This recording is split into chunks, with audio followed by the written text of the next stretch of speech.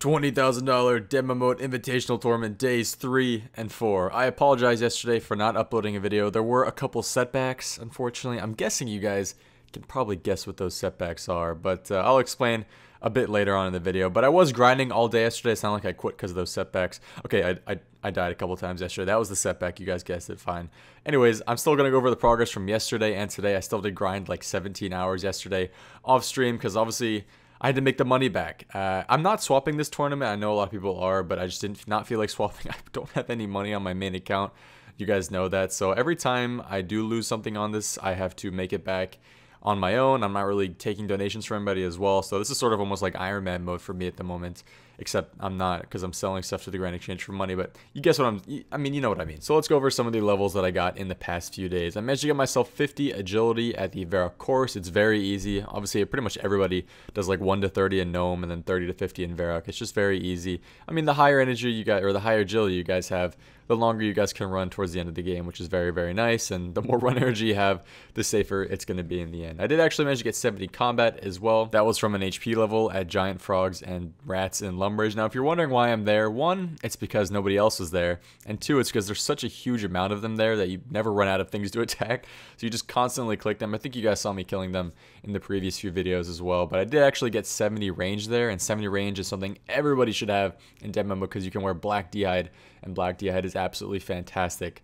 Nothing else can really compare to it against, you know, Barrage. And even though I guess you could wear Barrow's armor, but it's the cheapest thing you can buy that's probably the best protection against magic in the game. After 70 range, I really wanted to train my combat steps because I really wanted to get my combat level up. I was like only 70 at this point. There's still people in the 80s and 90s, even a couple people in the hundreds already. And I was like, I want to start training. The thing is, I had to make money for a Dragon Scimitar. The Scimitar was going for about 115k at that time. Pretty much store price. I think store price is a little bit less. I don't really remember. But I actually ended up selling a bunch of leather. If you guys didn't know, this is very good money. If you guys get cowhide and tan it yourself at the tanner in Lumbridge or the tanner in Canifis, you can actually sell the leather for up to like 300-400 GP each.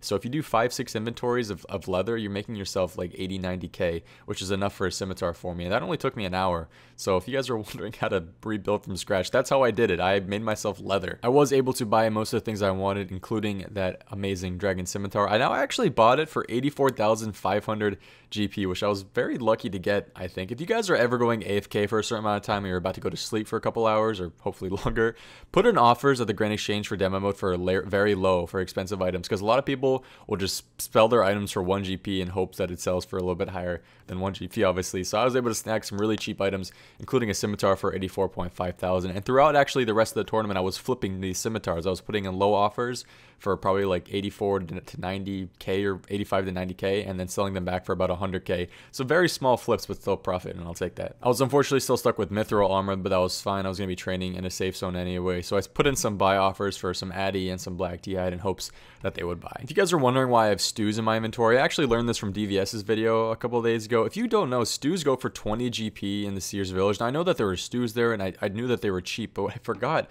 is that they heal 11 HP each, which is close to a lobster. I think a lobster is 12, and the lobsters go for crazy amounts in the Grand Exchange and demo mode, like 300-400 GP.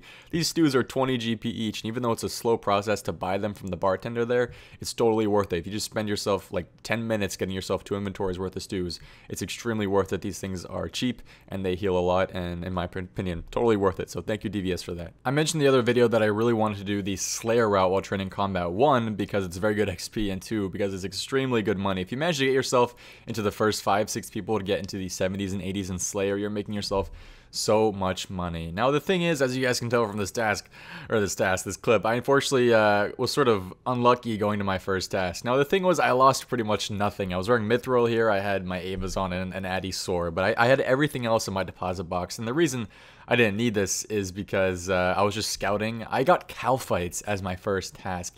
Cow fights from Turiel. I got cow fights, so I can't skip it. It's impossible for me to skip cow fights. I have to do the task, unfortunately, even because, you know, I can't go to the lowest Slayer Master. He's the one who assigned cow fights. And I checked cow fights 4 or 5 times, and each time I went there was teams there, there's people PKing there, so I couldn't do it, and I decided against the Slayer route. I didn't want to die anymore. And unfortunately, in this clip, I totally forgot to bring coins with me. I teleported to the duel arena, but I forgot to bring coins for the gates. I'm such an idiot for doing that.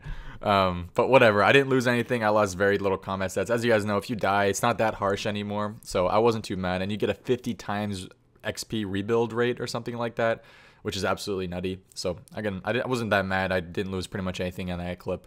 But I pretty much decided there and then that I would not be doing the Slayer route because I could not go to my Kelphites task. And luckily, before that, I had gotten like skeletons and zombies tasks. But from then on, I was like, nope, this isn't it. Anyways, after that, I decided to go make some of my money, or to make a bit more money. And I actually finally managed to finish Lost Tribe, because the clan wasn't camping down there anymore, so I could finally talk to Mistag and finish the quest off. And I had access to the Bone Seabow and the Bone Bolts place. So after finishing that quest, I managed to go and buy myself a bunch of Bone Bolts and a bunch of the Bone Seabows, and I tried flipping them for some nice profit. Now, I did make money off this. Obviously, it wasn't insane money, but it is pretty easy money to make by flipping Bone Bolts and also by selling the Bone Crossbows for a bit more money. Now, if I would have done this a day ago, I would have made so much more money because the Bone Seabows were going for like 15 to 20k. Now they're going for mainly like 4 to 5,000 GP. So I'm still making 3k profit per one, but they sell very slowly. So not really worth it in the end, but I only did that a couple times before I decided to do something else. So the Slayer route was obviously out of the question. I couldn't do that Calphice task. There's a chance I could probably do it now and safely do it, but I don't want to risk it anymore.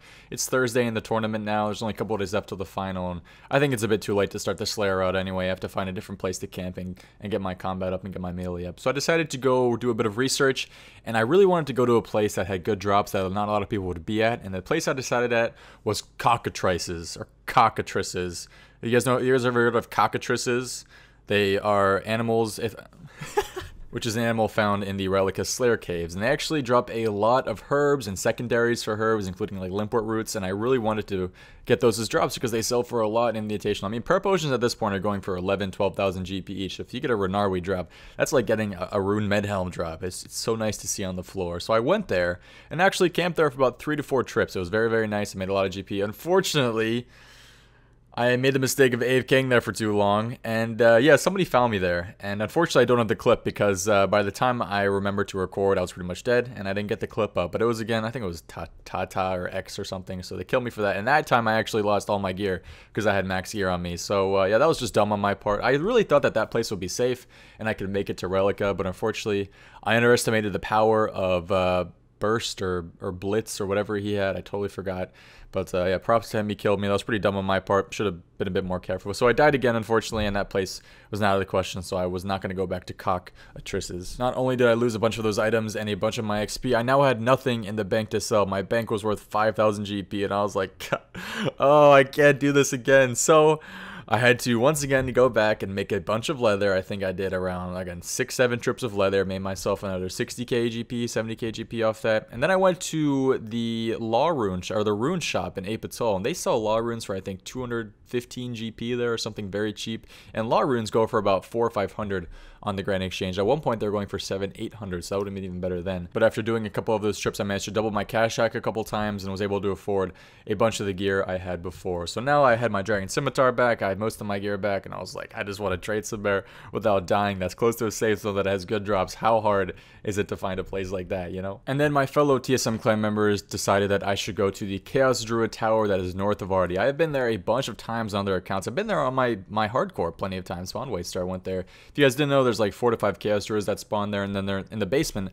There's a bunch of ogres, which obviously drop the big bones, which are great for prayer XP in the Invitational. So I went there. It requires, I think, 45 thieving to get in, and let me tell you, killing anything that drops herbs in this game mode is just fantastic. I'm gonna show you guys what I got from one trip here. So I went there, camped at Chaos Druids for maybe an hour or so, and I got a bunch of Renarweeds, Quarums, Aventopes, which go for so much GP.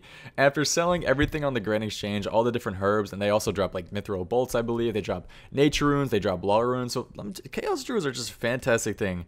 The thing is, they don't have much HP, which sort of things, so the XP per hour isn't the best, but at this point, I just wanted the GP. I wanted to afford a bit better gear. And after going there one trip, maybe 170 or 183k, a little bit more, which was amazing. That's so much more than I thought. So again, Herblore, just crazy money. But I did actually manage to get a bunch of the gear I wanted as well. I finally upgraded to Rune Plate Legs. I actually got a Rune Full Helm, even though you don't see it in that clip.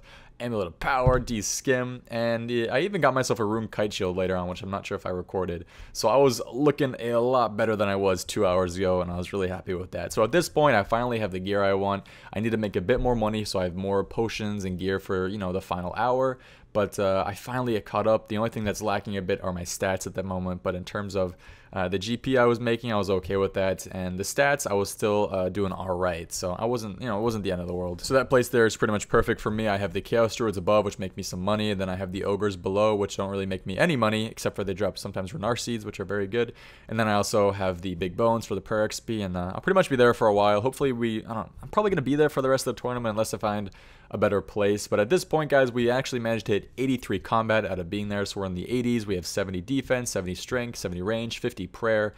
We just need to get our attack up to 70, and then from then on, I'm not really sure what I'm going to train. Actually, if you guys make it in this far of the video, what do you guys think I should train? Should I go to just straight up defense route and just be as high as defense as possible, or train up strength or whatever? I don't even know. I should probably actually get my range and magic up, since that's maybe probably what's going to be more important in the final. Or I'm guessing that melee isn't going to be as important in the final, or I think range and mage are. I'm not going to go for Desert Treasure. I'm not going to get Barrage, unfortunately. But we'll see what happens, and the next couple days are going to be grinding hard. But anyways, guys, that's the end of the video. Thank you all for going on that wild journey with me the past few days. It was pretty crazy, but thankfully I'm not ending this episode with me saying, guys, I have nothing left. Man. Anyways, TSM, let's go. We're gonna win the tournament. 100%, 20 grand is in the bag. Thank you guys all for watching. Hope to see you next time. Please leave a like and a comment if you enjoyed the video, and I'll see you next time, hopefully tomorrow, for the next video. Peace.